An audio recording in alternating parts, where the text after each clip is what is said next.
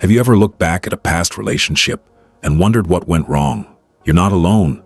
Many of us miss the red flags and make the same mistakes, over and over again. But the truth is, what ended your relationship wasn't random. It wasn't bad timing. It wasn't just how things go. It was something deeper, something Jung believed most people never see. Your last relationship didn't last because it was a mirror. Not a reflection of who you wanted to be, but a reflection of the parts of you that were hidden in the dark. Jung taught that the people we're drawn to are psychological mirrors, showing us our wounds, our fears, our insecurities, and the shadow we pretend doesn't exist. Sometimes that mirror is comforting.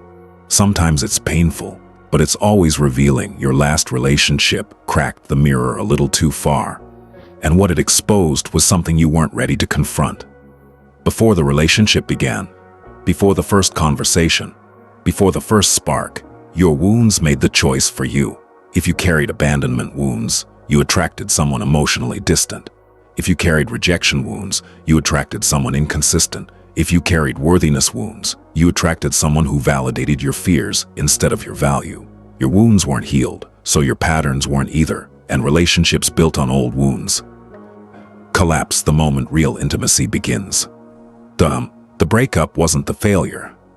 The wound was. Jung said the mind doesn't fall in love with people, it falls in love with its projection of them. You didn't fall for who they truly were. You fell for the version of them you needed them to be. Someone to save you. Someone to love you. Someone to make your wounds feel safe, but projection never lasts. It cracks. It collapses. And when the illusion fades, the truth appears.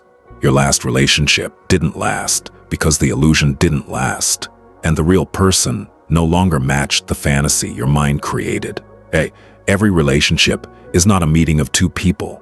It is a meeting of two shadows. Your shadow holds the traits you deny: anger, fear, jealousy, insecurity, resentment. Their shadow holds theirs, and when shadows collide, conflict becomes inevitable. If you avoided intimacy, you met someone who triggered it. If they feared vulnerability, they built walls you couldn't break.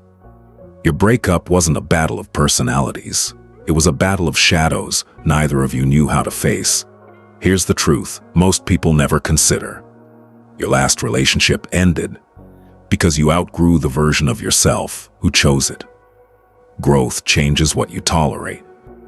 Growth changes what you attract. Growth changes what you accept as love.